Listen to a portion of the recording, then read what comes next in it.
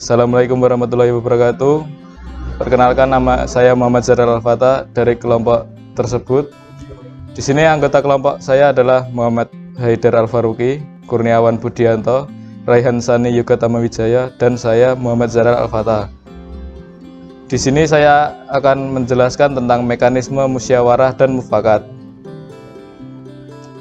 Musyawarah adalah suatu upaya atau aksi bersama dengan sikap rendah hati untuk memecahkan persoalan atau mencari jalan keluar, untuk mengambil keputusan bersama dalam penyelesaian atau pemecahan yang menyangkut urusan duniawi.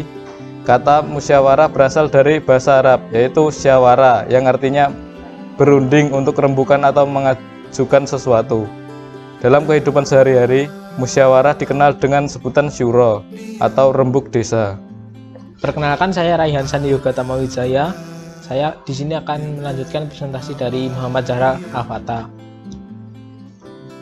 Nilai yang mendasar untuk mengambil keputusan diantaranya ialah sebagai berikut. Yang pertama adalah nilai kebersamaan. Yang kedua, nilai kebangsaan. Mengemukakan pendapat. 3. Nilai menghargai pendapat orang lain. 4. Nilai jiwa besar serta lapang dada melaksanakan hasil keputusan. Rul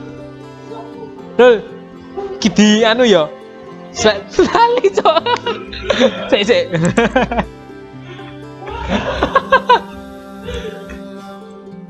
presentasi ini apa, Jur? Presentasi ini apa? Piro? Apa?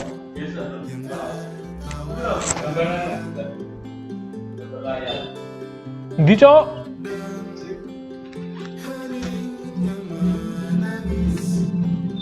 Operator presentasi itu. Nah, aku langsung F5. Lah ini kok gini. Ini aku. No. Perkenalkan, nama saya Raihan Sani Yoga Tamawijaya. Di sini saya akan melanjutkan presentasi dari Muhammad Zaral Al-Fatah. Nilai yang mendasar untuk mengambil keputusan diantaranya ialah sebagai berikut. Yang pertama adalah nilai kebersamaan. Yang kedua, nilai kebangsaan, mengemukakan pendapat. 3. Nilai menghargai pendapat orang lain. 4. Nilai jiwa besar serta lapang dada melaksanakan hasil keputusan dengan rasa penuh tanggung jawab. Selanjutnya adalah mufakat adalah kesepakatan dihasilkan setelah melakukan proses pembahasan dan perundingan bersama.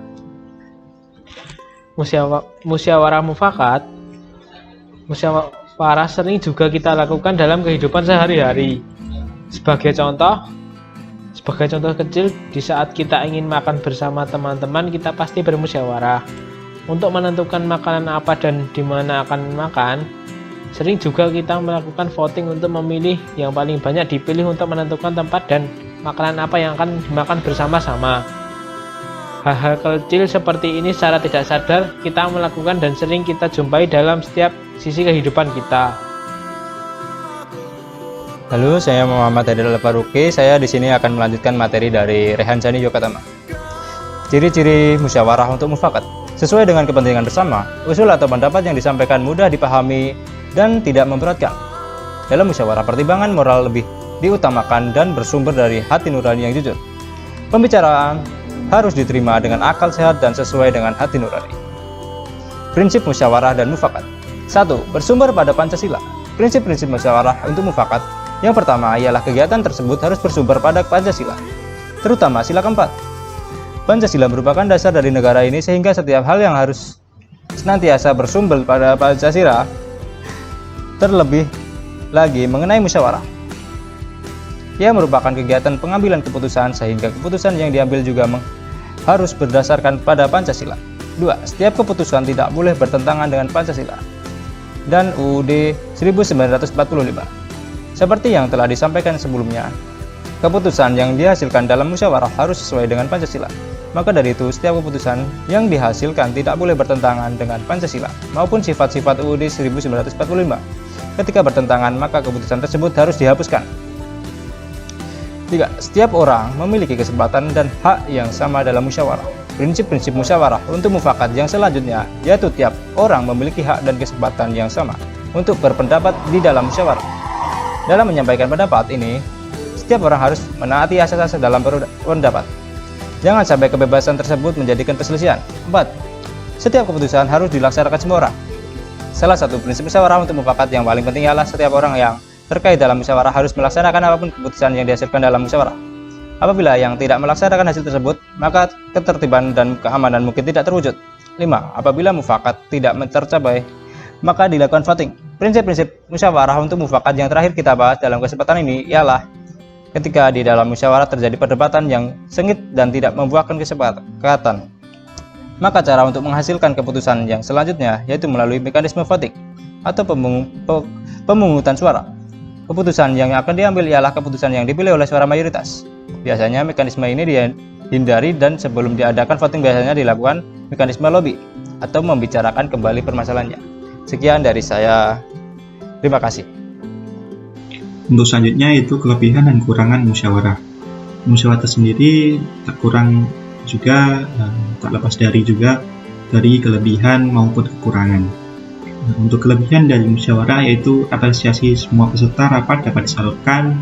Yang kedua, sesama peserta rapat saling membantu atau memahami dan toleransi. Yang ketiga, masalah yang dibahas cukup jelas. Yang keempat, tercapai kata mufakat menghasilkan keputusan yang bulat. Dan yang kelima, yaitu kental dengan suasana keluargaan. Untuk kekurangannya sendiri, musyawarah juga memiliki kekurangan, yaitu antara lain waktu pembahasan yang cukup lama, timbul masalah baru yang terkadang keluar dari topik pembahasan, yang selanjutnya itu peserta cenderung pasif, dan yang terakhir, keputusan sering diabaikan. Nah, tujuan musyawarah sendiri itu yaitu terbagi antara lain ada 3, yaitu 1. Mengambil keputusan atas suatu masalah. Tujuan dari adanya musyawarah adalah untuk mengambil keputusan atas masalah yang ada dimanapun ruang lingkup dari musyawarah itu. Yang kedua, mendapatkan kesepakatan bersama atau mufakat.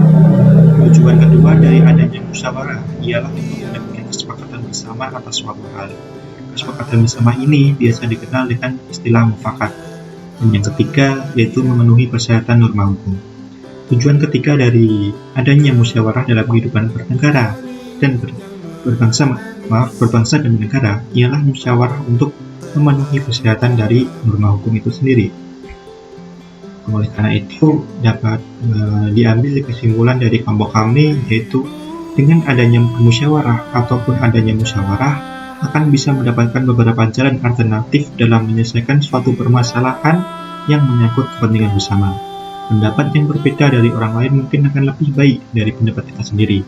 Untuk itu, sangat penting untuk mengadakan dengar pendapat dengan orang lain ataupun menerima pendapat dari orang lain. Mungkin itu yang bisa kami sampaikan dari kelompok kami mengenai mekanisme musyawarah dan mufakat. Kurang lebihnya mohon maaf. Sekian dari kelompok kami. Terima kasih. Wassalamualaikum warahmatullahi wabarakatuh.